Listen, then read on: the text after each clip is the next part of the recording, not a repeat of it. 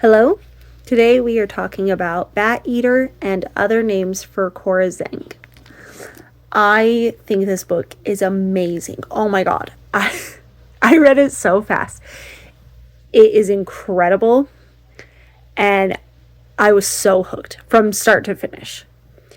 I will say this book is kind of hard to read in the sense that it depicts a lot of hard topics. So it has to do with COVID-19 and a lot of Asian hate. The main character is Chinese, and there is a serial killer targeting Asian women specifically. And it's a heavy topic. It's rough to read. Like, reading some of the things that happen to these women just because they're Asian is awful, and then some of the things done to the main character and people just dismiss it. It's horrible and it's really sad. And I think it's also really hard because there really truly was so much Asian hate during COVID-19. It was awful. It affected so many people and it was completely unnecessary and just so racist. It's just hard to read because it was very real and very prominent during COVID-19. And so it was hard. But anyways, so the main character is Cora Zhang, and she has an older sister named Delilah who ends up getting murdered in front of her. And it kind of starts this whole journey for her. So she's trying to pick up the pieces after such a traumatic event. And it's just her going through that. And there's a lot to unpack with Cora. Like, Cora has not had an easy life. The other character, Yeffy, she also, learning about her backstory was so sad. And it's a lot.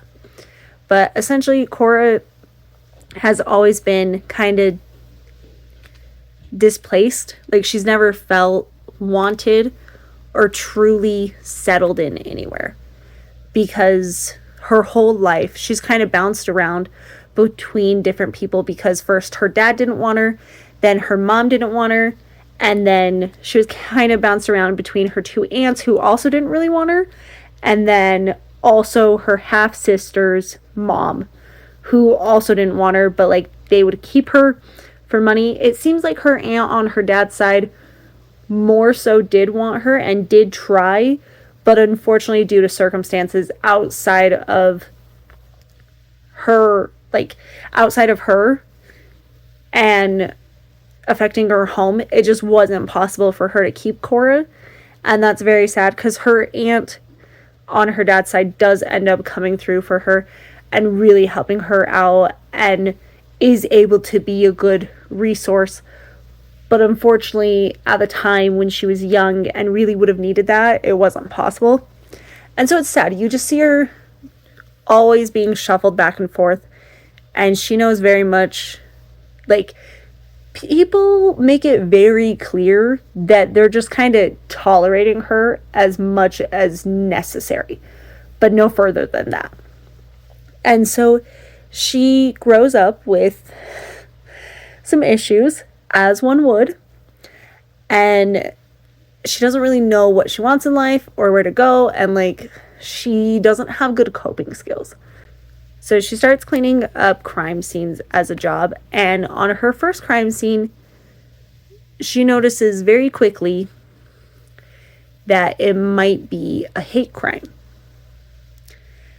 And the more she cleans up, the more she's realizing this is very much a hate crime, and this might even be a serial killer, because there's a lot of clues pertaining to a serial killer. Now, She ends up getting really close with her two coworkers, but then she realizes that there is a ghost attached to her. And specifically, it is a hungry ghost. So the 7th month is when the hungry ghost can come. And you have to burn joss paper for them. Hopefully I'm pronouncing these correct. But you have to burn joss paper for them. And then you're supposed to like leave out offerings of food and things like that just to keep them happy. And it's to help like satiate them or feed them, essentially. And Cora doesn't really believe in that until she starts like actually seeing this ghost. Now it takes a minute for the ghost to be like well seen and known. But Cora realizes that it's her sister. And it's very jarring for her because she's like, oh, this is my fault.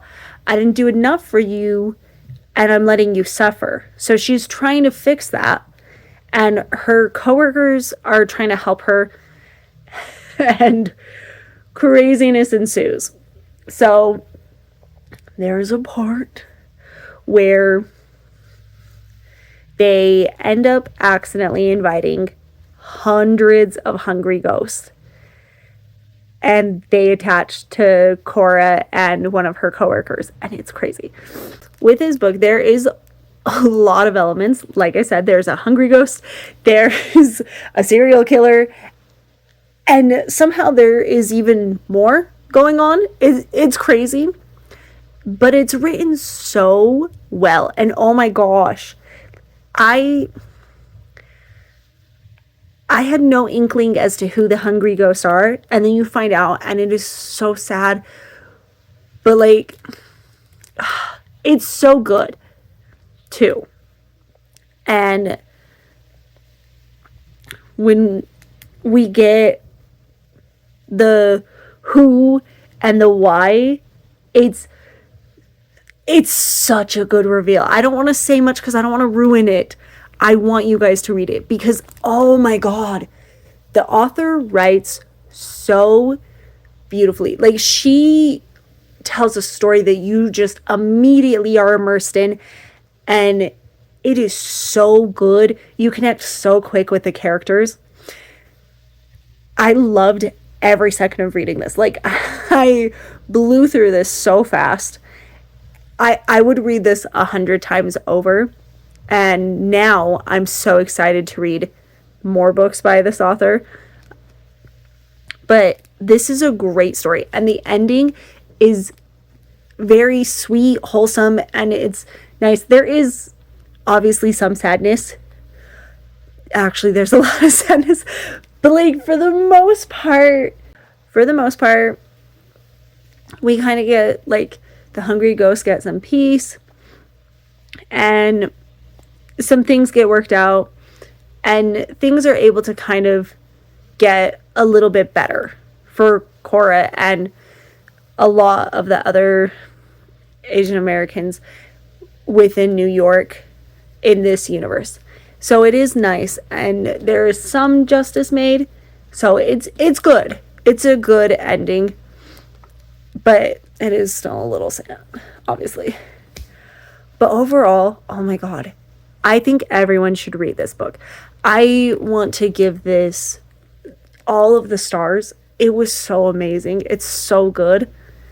And like some of the things that happen, I don't want to spoil anything, but it's insane. I was telling my husband about everything that would happen, and I'm like, oh my God. So it's so good.